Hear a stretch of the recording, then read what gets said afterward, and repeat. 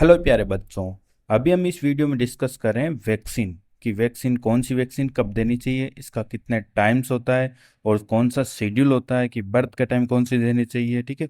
और 10th week, 9th month में कौन सी देनी चाहिए, 14वीक में कौन सी देनी चाहिए। तो ये वन बाय वन सब डिस्कस करेंगे। पूरा देखिए वीडियो को और कमेंट कीजिए कि आपको कोई प्रॉब्लम है इस टॉपिक के अंदर। तो अभी हम स्टार्ट करते हैं। हेलो प्यारे बच्चों, अभी हम डिस्कस कर रहे हैं टाइप ऑफ वैक्सीन। ठीक है। तो सबसे पहले लाइव वैक्सीन। लाइव वैक्सीन वो वैक्सीन होती है जिसमें जो ऑर्गेनिज्म होता है वो लाइव होता है, कोई भी ऑर्गेनिज्म हो, बट जो पैथोजेनिसिटी है, उसकी जो कोज करने की क्षमता है, डिजीज करने की क्षमता है, वो रिड्यूस होती है। ठीक है। तो लाइव वैक्सीन कौन कौन सी वैक्सीन होती है? तो वैक्सीन होती है जिसका नाम है BCG, measles, mumps, rubella, yellow fever, chicken pox and rota virus. ठीक है। अब इसको याद रखने का तरीका है, बेस्ट ट्रिक है कि बेबी मेरा यार चला रूट कर। तो बी मीन्स क्या हो गया? बीसीजी। एम मीन्स क्या हो गया? Measles, mumps, rubella. यार मीन्स येलो फीवर, चला means chicken pox and root ना मीन्स रोटा वायरस। तो आपको अच्छे से याद हो जाएगी। और ये हर एग्जाम के अंदर क्वेश्चन बहुत पूछा जाता है कि कौन सी लाइव वैक्सीन है। ये प्योर लाइव वैक्सीन है। किल वैक्सीन कौन कौन सी वैक्सीन किल वैक्सीन होती है? हेपेटाइटिस बी, परटूसिस और रेबीज। ये तीन वैक्सीन होती है जो किल वैक्सीन होती है। ठीक है। तो इसको याद करने का तरीका आसान है बहुत ज़्यादा। हरीश प्यार करता है राधा से, तो हेपेटाइटिस बी, परटूसिस और रेबीज। ठीक है। तो अच्छे से याद कर लो। तो थर्ड टाइप ऑफ वैक्सीन होती है बोथ किल और लाइव। तो किल और लाइव कौन सी वैक्सीन होती है? जैसे कि पोलियो। पोलियो के अंदर होता है लाइव वैक्सीन होती है ओपीवी, मतलब कि ओरल पोलियो वैक्सीन, जो सबीन होती है। और जो किल होती है वो होती है आईपीवी, मतलब कि इनएक्टिवेटेड पोलियो वैक्सीन, जो साल्क होती है। ठीक है। उसके बाद में होती है hepatitis A, influenza, typhoid, japonicum encephalitis और कोलेरा। ये सब वैक्सीन्स बहुत मतलब लाइव भी होती है और किल भी होती है। अगली है टॉक्सोइड वैक्सीन्स, जो टॉक्सोइड ऑर्गेनिज्म से मिलके बनी होती है। ठीक है। जो भी टॉक्सिन्स होता है उससे मिलके बनी होती है। जैसे कि एग्जाम्पल डिप्थीरिया और टेटनस वैक्सीन्स। ठीक है। उसके बाद में जो 5 नंबर टाइप वैक्सीन्स होती है वो होती है कंबाइंड वैक्सीन्स। जो 3 4 5 वैक्सीन्स कंबाइन करके बनाई जाती है उसे कंबाइंड वैक्सीन बोलते हैं। जैसे कि MMR, मीजल्स, मम्स, रूबेला। उसके बाद में हो गई DPT, डिप्थीरिया, परटूसिस और टेटनस। पेंटाविलेट, DPT, हेपेटाइटिस बी और हिप बी, मतलब कि हीमोफिलस इन्फ्लुएंजा बी वैक्सीन। तो ये सब मिलके कंबाइंड वैक्सीन होती है। अभी हम देख रहे हैं कि प्रेगनेंसी के अंदर कौन सी वैक्सीन देनी चाहिए और कौन सी वैक्सीन नहीं देनी चाहिए। ठीक है।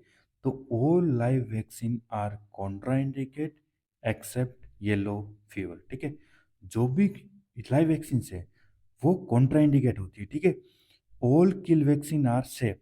जो भी किल वैक्सीन है वो सेफ है, उसको अपन आराम से दे सकते हैं। ठीक है। अब बात करते हैं रूबेला। Rubella absolutely contraindicate. जो भी रूबेला की वैक्सीन है वो एब्सोल्युटली कॉन्ट्राइंडिकेट का मतलब कि हम कभी भी नहीं दे सकते। ठीक है।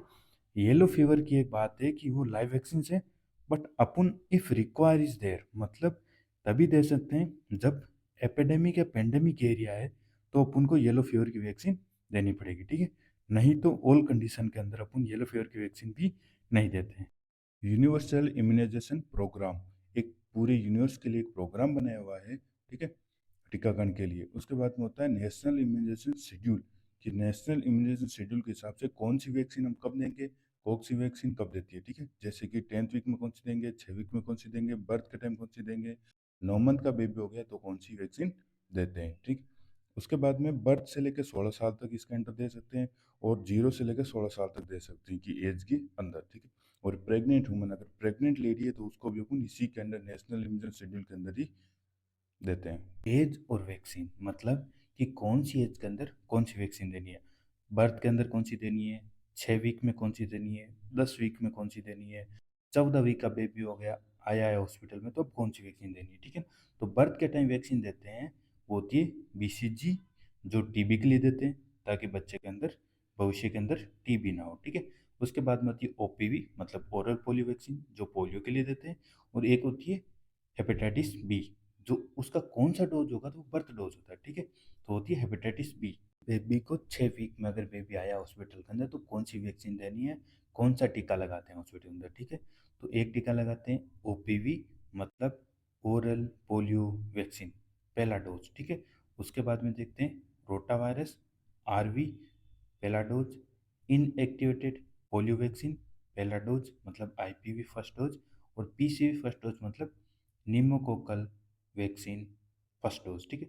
पेंटा, पेंटा का वैक्सीन का फर्स्ट डोज मतलब DPT, हेपेटाइटिस बी और हिब वैक्सीन, ये कंबाइंड वैक्सीन होती है, ठीक है।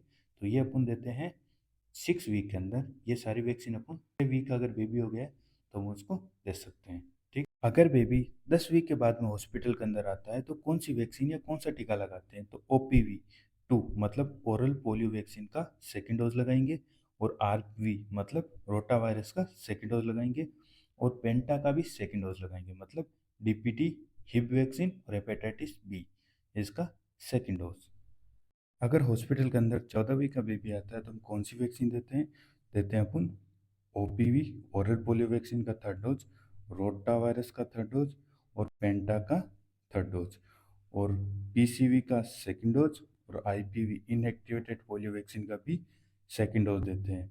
और ये सब वैक्सीन देते हैं अपन 14th वीक के अंदर। कंप्लीट 9 मंथ, अगर बेबी 9 मंथ का कंप्लीट हो जाए तो कौन सी वैक्सीन देंगे, कौन सा टीका लगाते हैं, तो एक होता है MR, फर्स्ट डोज लगाते हैं मीजल्स और रूबेला का। मीजल्स मतलब खसरा हो गया, ठीक है।